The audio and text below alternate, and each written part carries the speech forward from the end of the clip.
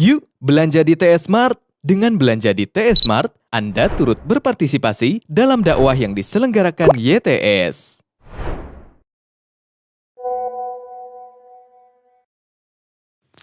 Bismillahirrahmanirrahim. Assalamualaikum warahmatullahi wabarakatuh.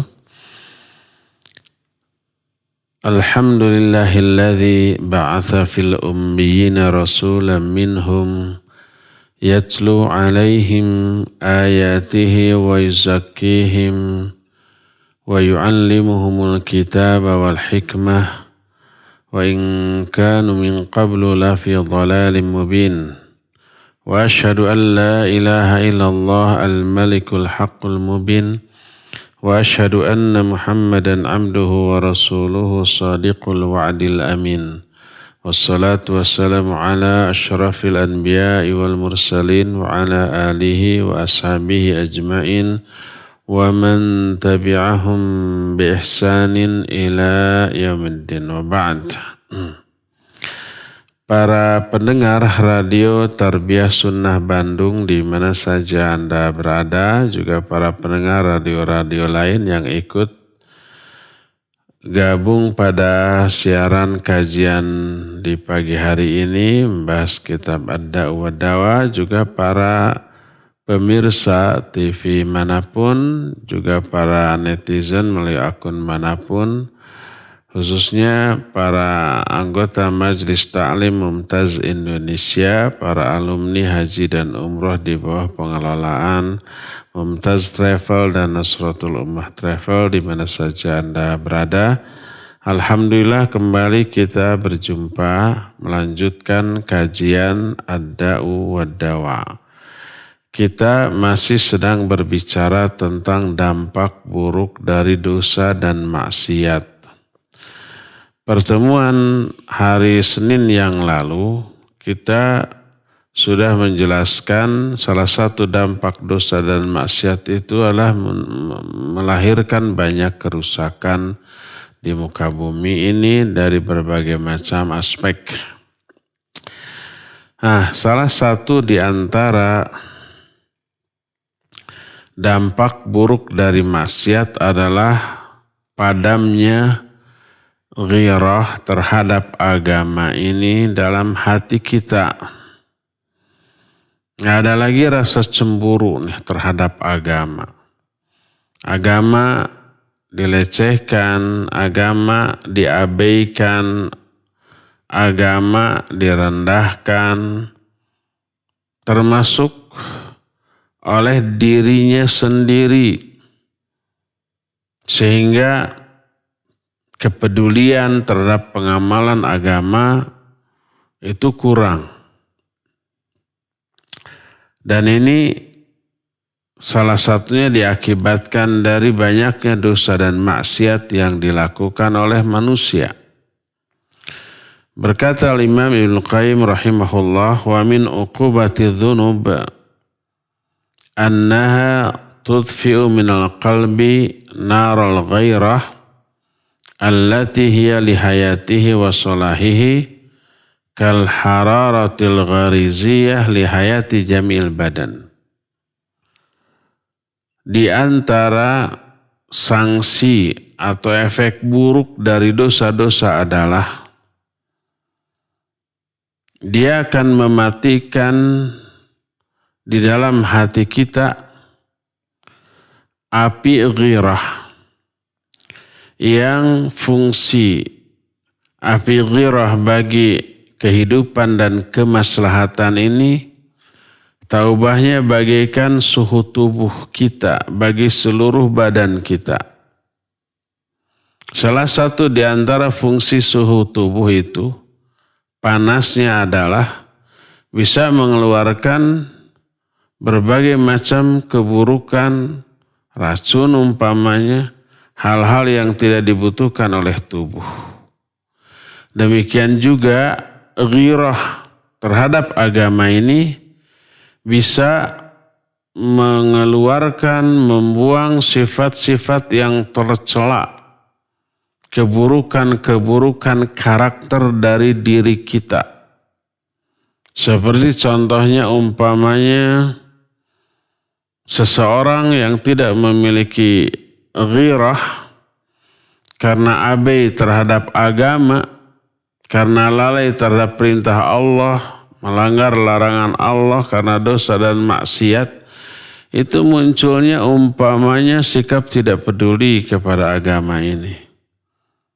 Munculnya sikap dayuth, seorang suami terhadap istrinya. Istrinya mau mengumbar aurat, istrinya mau salaman sama laki-laki lain, bergaul bebas sama laki lain, istrinya mau umpamanya berdandan, memperlihatkan kecantikan bagi laki-laki lain, gak peduli, gak ada rasa cemburu di dalam hatinya. Itu adalah karena tidak memiliki ghirah terhadap agama ini, tidak memiliki rasa cemburu terhadap ajaran, aturan agama ini. Itu adalah karakter buruk. Jadi adanya rasa ghirah atau rasa cemburu terhadap agama, cemburu kalau agama ini diabaikan, dilanggar aturan-aturannya, itu bisa menghilangkan karakter-karakter seperti itu.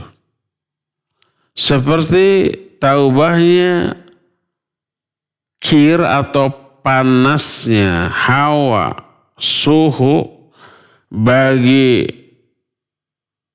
benda-benda logam, itu bisa membuang benda-benda campuran dari logam itu sehingga dilahirkan logam murni. Emas umpamanya, ketika dia itu baru ditambang, tercampur di dalamnya banyak logam-logam lainnya.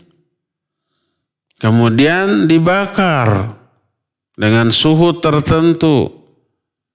Nah, panasnya suhu tertentu di dalam emas ini membuang campuran-campuran yang bisa apa?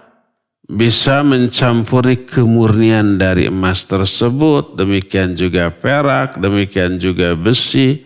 Ketika ditambang masih bercampur dengan logam-logam jenis lain, lalu dibakar. Akhirnya terpisahkan mana besinya, mana campurannya.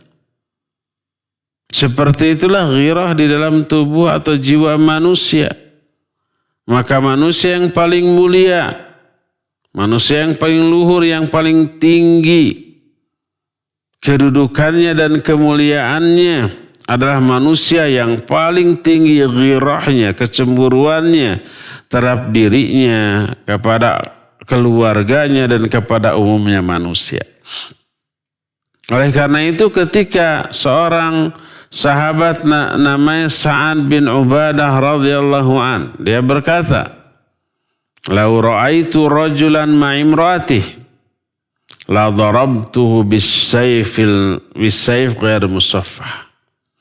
Seandainya aku melihat ada seorang laki-laki berdua-dua dengan istriku, niscaya akan aku penggal tuh kepala orang tersebut dengan bagian tumpul dari pedangku. Pedang itu kan ada bagian tajamnya, ada bagian tumpulnya. Mana sih yang lebih menyakitkan, dengan bagian yang tajam atau yang tumpulnya? Bagian tumpulnya lebih membuat menderita. Kalau dengan bagian tajamnya mati enggak? Mati. Kalau dengan bagian tumpulnya mati enggak? Mati juga. Coba aja. Cuma enggak langsung patah gitu ya. Tidak langsung mati.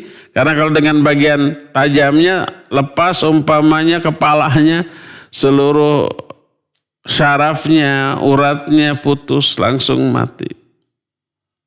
Mungkin gak terasa sakit? Wallahu a'lam, mungkin. Tapi kalau dengan bagian yang tumpulnya, gak akan langsung putus ini kepala. Mungkin patah kepalanya, lehernya. Tidak langsung mati, menderita lebih dahulu. Tapi akhirnya mati juga. Kalau aku melihat ada seorang laki-laki berdua-dua dengan istriku, akan aku penggal dia dengan bagian tumpul dari pedangku. Itu karena apa? Karena cemburu. Sampai berita atau ucapan Sa'ad ini kepada Rasul alaihissalam. Lalu beliau berkata kepada para sahabatnya, "Ta'jabuna min ghairati Sa'ad? La ana aghyaru minhu wallahu aghyaru minni." Apa kalian takjub enggak dengan kecemburuan Sa'ad? Aku jauh lebih pencemburu daripada Sa'ad. Dan Allah lebih pencemburu daripada aku. Tidak ada zat yang lebih pencemburu daripada Allah Azza wa Jalla. Allah itu lebih pencemburu dibanding makhluk manapun. Sebagaimana sabda Rasul SAW dalam hadis yang lain, hadis tadi sahih riwayat Imam Bukhari dalam kitab Sahih Bukhari. Dalam masih Sahih Bukhari juga Sahih Muslim, berkata Rasul SAW ketika beliau memberikan khutbah pada waktu sholat kusuf. Sholat kusuf itu sholat gerhana matahari. Di dalam sholat kusuf ada khutbah.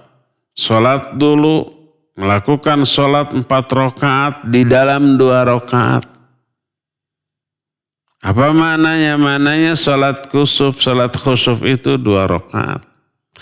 Tapi di setiap rakaatnya itu ada 2 kali ruku, 2 kali bacaan Fatihah dan surat. Sehingga disebut dalam 1 rakaatnya ada 2 rakaat. Karena dalam 1 rakaatnya 2 kali ruku, 2 kali Fatihah. Biasa takbiratul ihram, baca iftitah, baca Fatihah, baca surat yang panjang. Setelah itu takbir lalu ruku. Selesai ruku baca Fatihah lagi, baca surat lagi yang panjang. Tapi tidak sepanjang yang tadi. Setelah itu takbir ruku, i'tidal, kemudian sujud dan seterusnya seperti biasa. Rakaat kedua juga begitu. Jadi dalam 1 rakaat ada 2 rakaat, dalam 2 rakaat ada 4 rakaat. Itu sholat gerhana, baik bulan ataupun matahari. Setelah salam lalu khutbah. Salah satu di antara kalimat dalam khutbah itu Nabi SAW menyatakan, "Ya ummat Muhammad, ma ahadun aghyaru minallah ay yazni abduhu aw tazni ammatuhu." Hai umat Muhammad, tak ada seorang pun yang lebih pencemburu. Salah satu sikap cemburu Allah adalah apabila hambanya baik laki-laki ataupun wanita berzina. Waliyadzubillah. Saking apa? Saking sayangnya, cintanya Allah kepada hambanya. Kalau umpamanya kita, naudzubillah bukan kita, seseorang berzina. Siapa yang sangat marah dengan perzinahan dia? Apa hanya istrinya? Istrinya ya pasti. Tidak hanya istrinya, anaknya, orang tuanya, kakaknya, adiknya, sahabat-sahabatnya, gemes semuanya, gitu ya. Kecewa berat tuh kepada orang seperti itu. Karena cintanya, anaknya cinta kepada ayahnya. Orang tuanya cinta kepada anaknya, saudara-saudara cinta kepada dia. Begitu terjerumus ke dalam perbuatan keji tersebut, marah semuanya. Apalagi istrinya. Apalagi Allah Subhanahu wa ta'ala. Masih di dalam kitab Sahih Bukhari dan Sahih Muslim, bersabda Rasul sallallahu alaihi wasallam, kata beliau, la ahada aghyaru minallah min ajli dhalik harramal fawahish ma zahara minha wa ma batan Wala ahadun ahabbu ilaihi al-'udhru min Allah min ajli dzalik arsala ar-rusula mubashshirina wa mundhirin wala ahadun ahabbu ilaihi al-madhu min Allah min ajli dzalik athna 'ala nafsihi. Kata Rasul sallallahu alaihi wasallam, tidak ada seorang pun yang lebih pencemburu daripada Allah. Karena hal itulah Allah haramkan al-fawahish. Perbuatan-perbuatan keji baik yang zahir ataupun yang batin. Yang nampak ataupun yang tersembunyi, semua perbuatan keji Allah haramkan. Kenapa? Karena cemburunya Allah Azza wa Jalla kepada hamba dengan kadar kecemburuan yang paling besar. Dan tak ada seorang pun yang lebih mencintai uzur daripada Allah. Uzur itu alasan. Allah mencintai alasan. Kalau alasan itu benar, bukan alasan yang dicari-cari, yang diada-adakan. Karena itulah Allah Azza wa Jalla mengutus para rasul untuk memberikan kabar gembira dan memberikan peringatan. Itu uzur tuh. Dan dalam syariatnya Allah banyak memberi uzur. Bolehnya umpamanya sholat sambil duduk, sambil berbaring, bila memang ada uzur tidak mampu untuk melakukan sholat dalam keadaan berdiri karena sakit umpamanya, atau karena keadaan sholat di kendaraan, nggak akan mungkin kan sambil berdiri, juralit nanti. Bolehnya sholat di rumah ketika ada uzur untuk ke masjid karena sakit, karena hujan, karena banjir, karena pandemi dalam kondisi tertentu. Ya ada uzur tuh. Dan pandemi ini uzurnya lebih kuat daripada hujan dan banjir. Kalau hujan gak akan mengancam nyawa. Gak ada kan orang mati karena kehujanan. Kalau ini mengancam nyawa, ya uzurnya lebih kuat. Bolehnya tidak saum Ramadan bagi orang yang memang ada uzur, baik sakit, safar atau yang sejenisnya. Allah mencintai ada uzur itu. Salah satu dan uzur terbesar adalah Allah utus para nabi, para rasul. Pemberi peringatan, pemberi berita gembira. Allah paling mencintai alasan dan mentolerir sebuah perbuatan yang sebenarnya terlarang tapi dilaksanakan karena ada uzur, ditolerir. Bolehnya makan daging babi atau bangkai ketika kondisi darurat, nggak ada makanan lain lalu dia kelaparan. Yang apabila tidak makan dia akan mati, umpamanya dibolehkan. Nah, Allah mencintai uzur. Dan tak ada seorang pun yang lebih mencintai pujian daripada Allah. Oleh karena itulah Allah Azza wa Jalla menyanjung dirinya, memuji dirinya. Kita pun disyariatkan untuk memuji Allah Azza wa Jalla. Jadi jelas di dalam hadis ini Allah memadukan antara ghirah, yang mana makna asalnya, yang hukum asalnya Allah itu membenci keburukan-keburukan.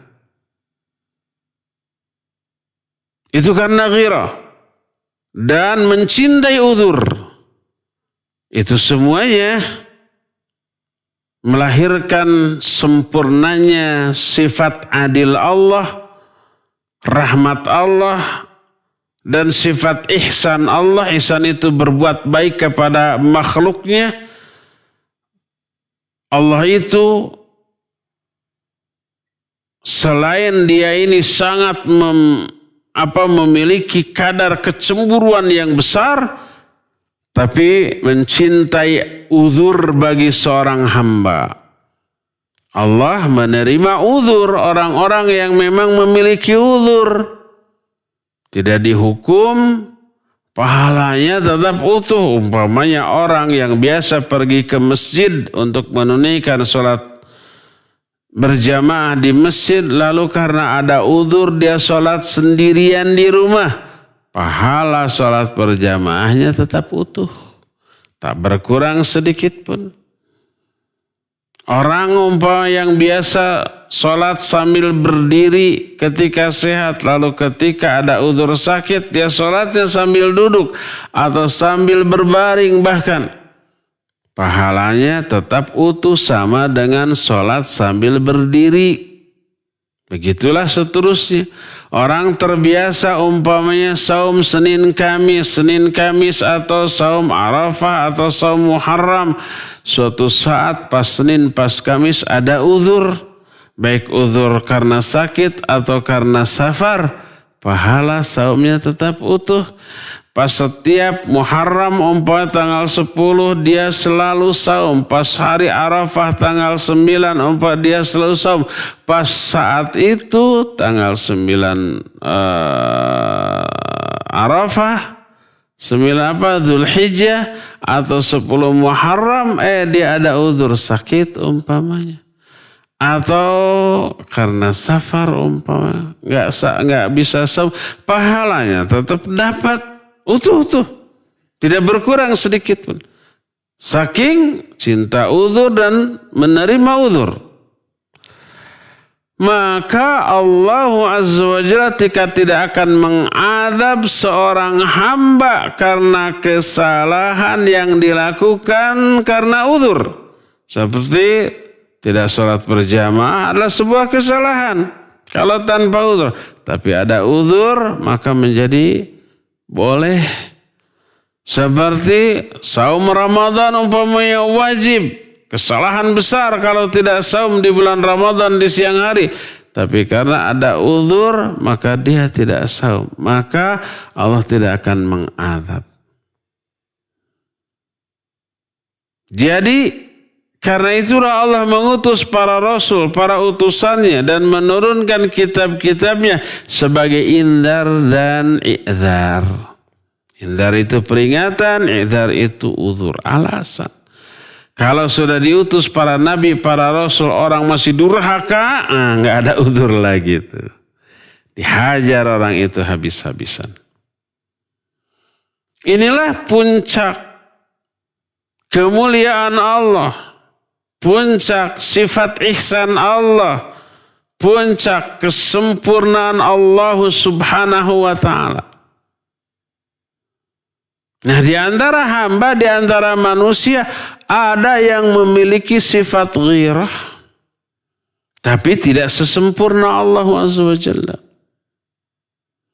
Banyak manusia umpamanya karena kecemburuannya itu melahirkan karakter yang buruk. Terlalu cepat memberikan hukuman, terlalu cepat memberikan keputusan tanpa menerima adanya uzur dari orang yang dia tuduh tersebut. Dia langsung menuduh karena kecemburuan. Dia langsung umpamanya memvonis tanpa ada saksi ataupun bukti yang membenarkan kecemburuannya tersebut dan seterusnya tuh. Ada yang seperti itu. Hanya karena kecurigaan dia cemburu.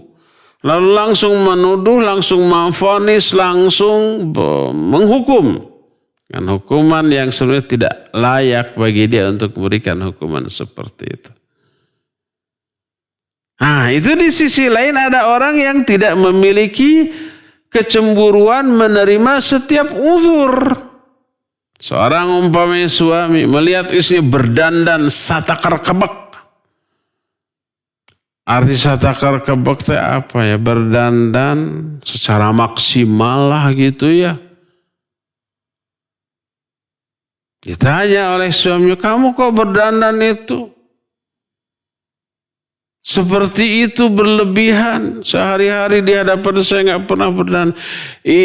Kan ini untuk kebanggaan Bapak juga. Kalau orang-orang semua memuji kecantikan saya, keseksian saya, Bapak juga kan yang bangga. Itu uzurnya, itu alasannya.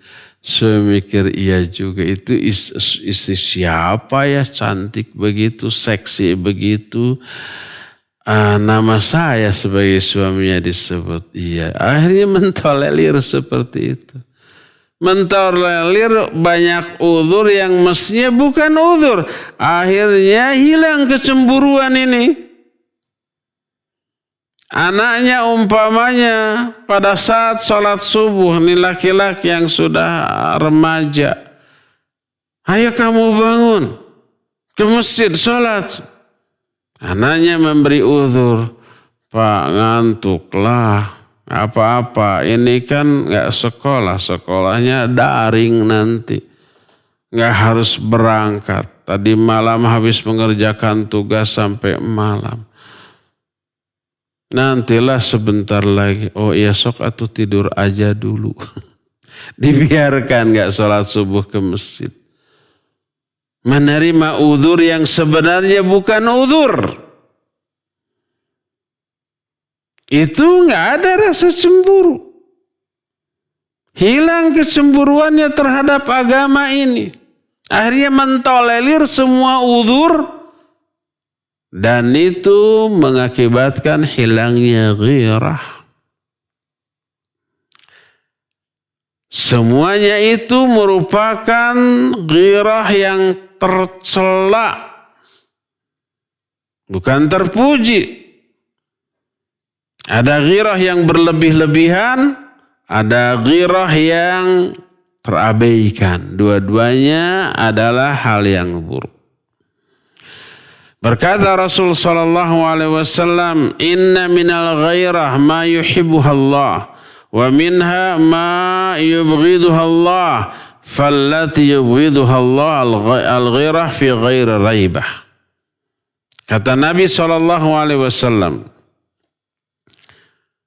dalam salah satu hadisnya, beliau bersabda, sesungguhnya di antara ghirah, di antara rasa cemburu, ada yang dicintai oleh Allah dan ada juga yang dibenci oleh Allah Subhanahu wa taala. Adapun yang dibenci oleh Allah Subhanahu wa taala adalah ghirah yang hanya berupa tuduhan, hanya berupa sangkaan yang tidak dilandasi oleh keraguan-raguan sedikit pun. Hadis ini diriwayatkan oleh Imam Ahmad, Abu Daud, An-Nasai, Ad-Darimi, At-Tabrani dari Jabir dan yang lain-lainnya, tapi sanadnya dhaif. Lah kalau dhaif kenapa dibawakan? Karena ada penguat, ada syahid. Syahid itu penguat dari sahabat lain yang diriwayatkan oleh Imam Abdul Razak, Imam Ahmad, Imam Al-Hakim dari Uqbah bin Amir dengan sanad yang hasan, dengan sanad yang thiqat, sehingga hadis yang dhaif tadi karena adanya penguat terangkat menjadi hadis yang hasan li ghairihi dan makbul di kalangan para ulama. Jadi ada dua jenis kecemburuan yang dicintai oleh Allah Azza wa Jalla. Kecemburuan yang memang harus dicemburui. Setelah nyata-nyata adanya kesalahan atau adanya penyimpangan berdasarkan bukti, fakta, dan saksi. Baru tuh boleh dicemburui. Kalau tidak ada uzur boleh ditindak, dihukum, diberi sanksi. Kalau ada uzur dan uzurnya benar, toleran, ditolerir, dimaklumi. Tapi kalau tidak ada fakta, bukti, saksi, hanya berdasarkan syakwa sangka, hanya berdasarkan dhann, inna dhanna la yughni minal haqqi syai'a. Dzon itu tidak bisa dipakai sebagai bukti untuk menetapkan kebenaran. Iyyakum wadh-dhanna fa inna dhanna akdzabul hadits. Hindarkan oleh kamu dzon, berprasangka tanpa bukti saksi. Karena dzon itu, prasangka itu sedusta-dusta ucapan. Ijtanibu katsira minadh-dhon, inna ba'da dhanni itsam. Jauhi kebanyakan prasangka karena sebagian prasangka itu dosa. Prasangka yang dosa itu yang nggak ada bukti, nggak ada saksi, nggak ada fakta, hanya berdasarkan kecurigaan. Nah, oleh karena itulah maka itu yang tercela.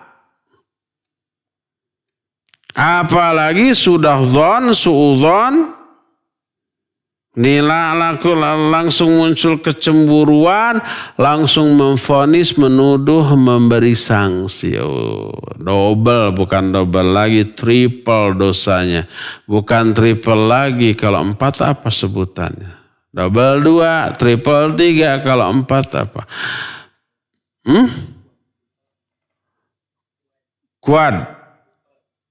Quadruple. Benar istilah ini, quadruple, double, triple, quadruple. Jangan seperti itu. Dosanya berlipat-lipat. Melanggar ayat, melanggar hadis yang sahih tentang hal itu. Adapun yang terpuji dari ghirah atau kecemburuan adalah pertama, kecemburuan yang didasari oleh fakta, bukti, saksi tentang penyimpangan tersebut. Dan ada uzur yang memang diterima sebagai sebuah uzur. Maka siapa orang yang tidak demikian, maka dia cemburu bukan pada tempatnya. Islam mengharuskan cemburu pada tempatnya, memberi uzur pada tempatnya. Siapa yang cemburu pada tempatnya, memberi uzur pada tempatnya, itulah memberi uzur dan cemburu yang terpuji di mata Allah Subhanahu wa ta'ala. Karena Allah Subhanahu wa ta'ala di dalam dirinya berkumpul sifat-sifat kesempurnaan seluruhnya. Seluruh sifat sempurna dimiliki oleh Allah dengan kesempurnaan yang juga sempurna. Seluruh sifat Allah tidak memiliki aib, tidak memiliki kekurangan, tidak memiliki hal-hal yang tidak layak. Sudah kita terangkan. Sifat hayat Allah atau hidup Allah sempurna. Salah satu sifat Allah al-hayyu. La ilaha illallahu huwal al-hayyu al-qayyum. Allahu la ilaha illa huwal hayyul qayyum. Dalam ayat kursi itu. Allah itu al-hayyu, maha hidup. Sifat hidup Allah sempurna. Dalam arti tidak diawali oleh ketiadaan, tidak diakhiri oleh kematian. Selama hidupnya tidak terjangkiti oleh kekurangan, tidak dikenai oleh ngantuk, apalagi tertidur. La ta'khudhuhu sinatu wala naum. Kalau kehidupan kita tidak sempurna. Hidup kita diawali oleh ketiadaan. Sebelum kita ada, kita tiada. Hidup kita akan diakhiri oleh kematian. Selama hidupnya banyak mengalami kekurangan, kita ngantuk, kita tidur. Mungkin sekarang juga ada yang lagi dengar kajian sambil baring-baring lalu ngantuk, lalu tidur. Mungkin ada. Selama hidup kita mengalami kelelahan, kesakitan, penderitaan, semuanya. Itu serba kurang. Kalau Allah seluruh sifatnya maha sempurna. Tidak memiliki aib, kekurangan. kekeliruan dan penyimpangan. Karena itulah Allah satu-satunya zat yang paling layak dipuji dari segala aspek oleh setiap makhluknya. Tak ada seseorang pun, sesuatu pun di kalangan makhluknya yang layak dipuji sebagaimana mestinya. Seperti pujian untuk Allah.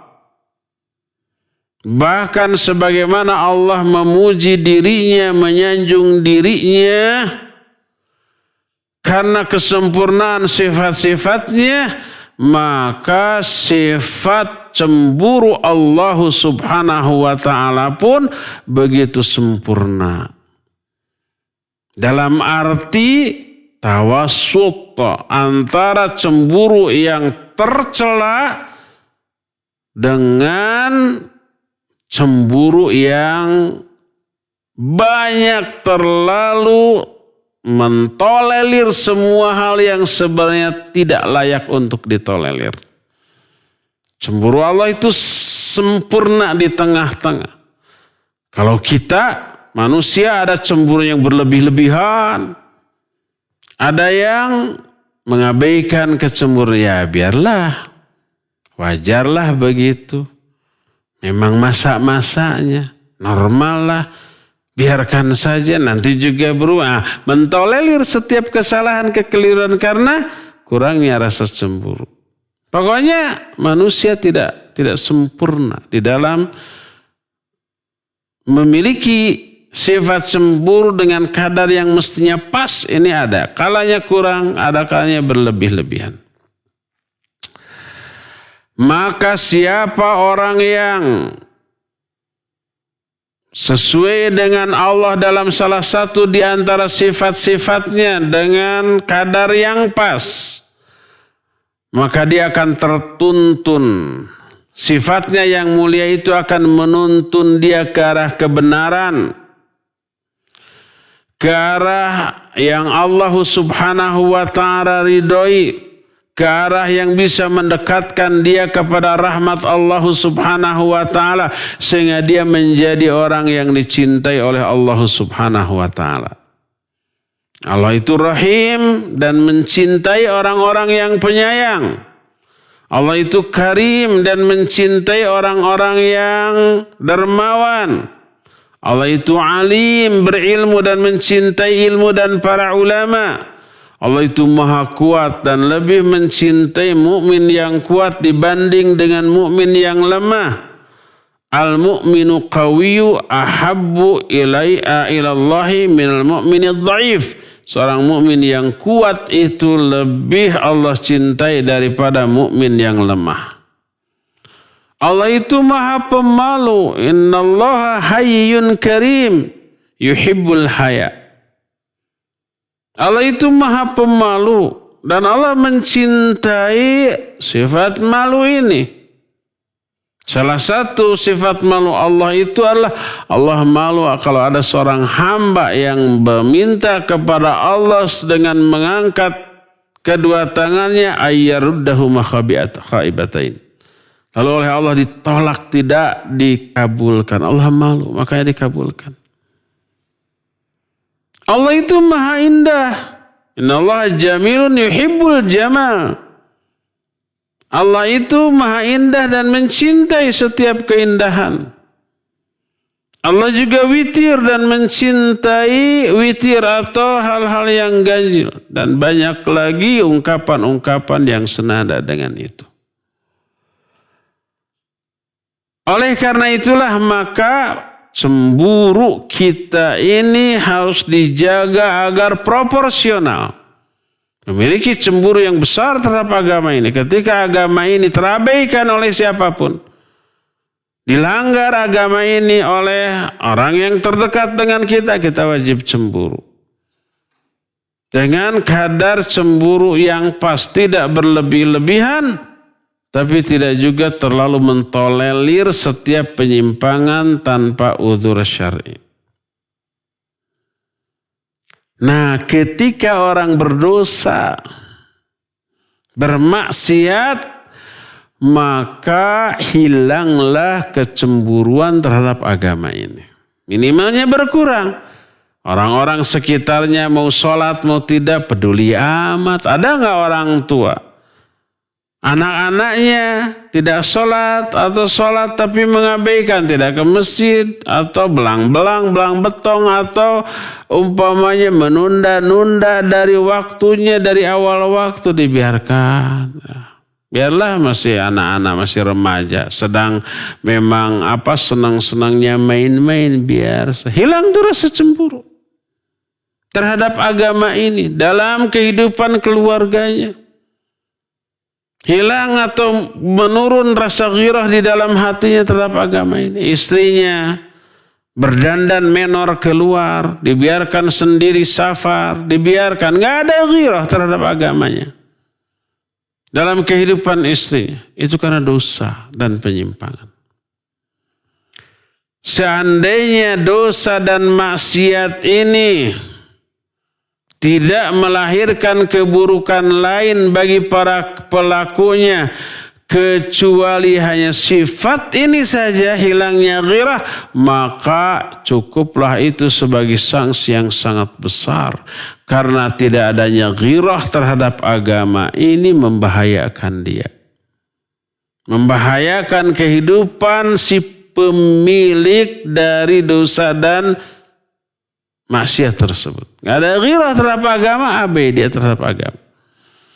Nanti agama dilecehkan, Al-Quran dihinakan, Allah dan Rasulnya direndahkan, agama ini dihina basa oleh banyak orang. Cuek saja. Lalu mencari uzur, mencari alasan. Allah itu tetap saja mulia walaupun dihinakan oleh makhluknya. Biarkan saja. Nabi Muhammad itu tetap saja agung dan luhur ketika orang-orang menghinakannya. Jadi gak perlu panik lah. Islam ini tetap akan mulia, akan tinggi nilainya walaupun diinjak-injak orang. Makanya karena Allah kuat gak perlu dibela. Karena ada yang ngomong kayak gitu. Itu karena hilangnya ghirah. Dia lupa terhadap ayat intan surullaha yansurukun liya'lamallahu ma yansuruhu wa rasulahu, gitu ya. Wajib kita ini membela ya agama Allah Azza wa Jalla ketika dihinakan, dilecehkan. Bahkan wajibnya agama ini ditegakkan di kalangan keluarga kita ketika keluarga kita mengabaikannya. Qu anfusakum wa ahlikum nar. Arti jaga dirimu dan keluargamu dari api neraka. Allimuhumul kitab was sunnah. Ajarkan kepada mereka agama ini. Ajarkan kitab dan sunnah. Dan tegakkan. Ketika tidak tegak maka berikan sanksi yang cukup. Kenapa Nabi SAW menyatakan murru auladakum bis shalah idza balagha sab'a sinin wadribuhum 'alaiha idza balagha 10 sinin. Perintahkan anak-anakmu itu untuk sholat ketika usia mereka 7 tahun. Pukul mereka. Kenapa harus ada pukulan sebagai hukuman? Itu karena ghirahnya terhadap agama ini. Agama diabaikan, terabaikan dalam kehidupan anak-anaknya, sanksi anak-anak itu. Walaupun harus dengan cara memukul. Kenapa suami membolehkan memukul istrinya? Karena istrinya sudah jauh dari agama. Allah menyatakan wallati takhafuna nusyuzahunna fa'idhuhunna wahjuruhunna fil madaji wadribuhunna. Kalau kamu khawatir istri-istri kamu berbuat nusyuz, nasihati, ajari dia. Kalau diajari dan dinasihati, diberi pelajaran, diberikan bimbingan, masih nusyuz, wahjuruhunna fil madaji. Pisah tempat tidur, jangan disapa, jangan ditanya, jangan diajak berbicara. Adakan GTM kepada istri, gerakan tutup mulut,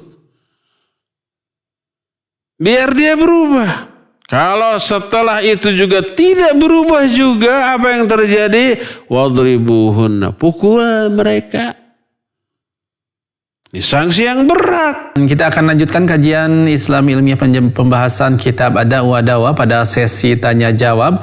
Kami mengundang kepada para pendengar dan pemirsa dimanapun antum berada yang menyimak melalui siaran kami di Radio Tarbiyah Sunnah 1476 AM atau juga yang melalui siaran kami di channel YouTube, Facebook, dan Instagram Tarbiyah Sunnah Channel dimanapun antum berada. Silakan yang akan bertanya bisa melalui line telepon di nomor 022 86862637, sekali lagi di nomor 022 86862637, atau bisa melalui pesan singkat ke nomor 0811227146. Baik, khotimah nazanillah wa yakum, kita akan angkat terlebih dahulu penelpon yang masuk. Ya, silakan. Ya, silakan, sudah masuk. Halo. Ya, assalamualaikum warahmatullahi wabarakatuh. Waalaikumsalam warahmatullahi wabarakatuh. Silakan, Pak. Ya, Ustaz, saya mau tanya. Allah sangat mempunyai rasa cemburu, disiram, manusia tidak. Yang saya tanyakan, Allah mencintai muslim yang kuat dan membenci pada muslim yang lemah. Mohon diberi contoh antara dua kecintaan Allah itu, yang benci, yang lemah. Sekian, assalamualaikum warahmatullahi wabarakatuh. Waalaikumsalam warahmatullahi wabarakatuh. Taib. Pak Mulyono di Margahayu, Bandung. Barakallahu fiik. Iya, ada pernyataan yang perlu diluruskan. Hadis Nabi SAW yang saya bawakan tadi, bahwa Allah itu lebih mencintai orang mukmin yang kuat daripada yang lemah. Al-mu'minul qawiyyu ahabbu ilallahi minal mu'mini dhaif. Bahwa mukmin yang kuat lebih Allah cintai daripada mukmin yang lemah. Wa fi kullin khairun. Dan di dalam kedua-duanya ada kebaikan. Dalam mukmin yang lemah ada kebaikan, itu imannya. Dalam mukmin yang kuat ada kebaikan, imannya dan kekuatannya. Jadi tidak berarti mukmin yang lemah itu dibenci oleh Allah, tidak. Mukmin yang lemah dicintai oleh Allah sesuai dengan kadar iman yang dimilikinya. Dicintai. Tapi Allah lebih mencintai mukmin yang kuat. Berdasarkan hal itulah maka jangan difahami mukmin yang lemah dibenci oleh Allah, tidak. Karena Nabi menyatakan wa fi kullin khairun. Di dalam kedua-duanya masing-masing mukmin yang kuat dan mukmin yang lemah tersebut ada kebaikan. Karena kebaikannya maka Allah tetap mencintai mukmin yang lemah. Tapi Allah lebih mencintai mukmin yang kuat. Demikian Pak Mulia, jadi dua-duanya dicintai oleh Allah, tidak berarti dibenci, hanya Allah lebih mencintai mukmin yang kuat karena kelebihannya. Kekuatannya bisa bermanfaat, maslahat bagi orang lain. Apakah kekuatan imannya atau kekuatan fisiknya? Syekh Al-Utsaimin rahimahullah menyatakan yang dimaksudlah kekuatan iman. Kekuatan fisik yang tidak disertai dengan kekuatan iman bisa berbuat zalim kepada yang lemah. Tapi kalau kekuatan iman, ya, imannya yang kadar iman yang kuat, maka kelemahannya bisa tertutupi. Betapa banyak orang yang fisiknya lemah, ibadahnya lebih kuat. Para atlet, ya, yang kuat-kuat bisa mengangkat umpamanya 2 kali bobot badannya. Coba umpamanya disuruh taraweh di Masjidil Haram, belum tentu mampu. Atau umpamanya sholat agak lama, gemeter ini lutut. Padahal mengangkat barbel yang kuat dia nggak gemeter. Tapi seorang kakek yang lemah, dia bertahan kuat sholat yang lama. Orang banyak yang kuat suruh saum Ramadan nggak tahan. Tapi orang yang lemah fisiknya seperti nenek-nenek, kakek-kakek manula. Karena kekuatan imannya mereka rajin saumnya, saum Senin Kamis. Apalagi umpamanya saum Ramadan. Jadi lihat kekuatan iman. Apabila kekuatan iman ditunjang dengan kekuatan fisik, wah ini sempurna. Allah lebih mencintai. Karena kekuatan fisiknya mengakibatkan ditunjang dengan kekuatan iman, kualitas ibadah dan kuantitasnya lebih bagus lagi. Kalau sholat dia bisa jauh lebih lama. Kalau umpamanya belajar mengkaji karena kekuatan iman dan fisiknya, itu bisa lebih lama. Imannya kuat, fisiknya lemah, pas ngaji ngantuk, terkantuk-kantuk. Pinggangnya panas, harus nyender gitu ya. Bantalnya harus jadikan sandaran atau alas duduk dan alas sandarannya. Kalau enggak, sakit. Tapi kalau yang kuat fisik, kuat iman, insya Allah durasi belajarnya lebih lama. Saumnya bisa lebih rajin. Salatnya bisa lebih lama dan lebih banyak. Ya, membantu orangnya bisa lebih banyak dan lebih kuat.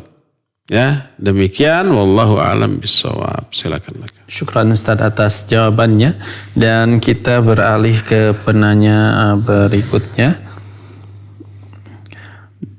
dari hamba Allah, dan beliau tidak menyebutkan namanya. Afwan Ustaz, saya ingin bertanya tentang anak saya yang mengalami sedikit gangguan fungsi otak, saat ini sedang minum obat dari psikiater dan trauma dibully oleh teman-temannya.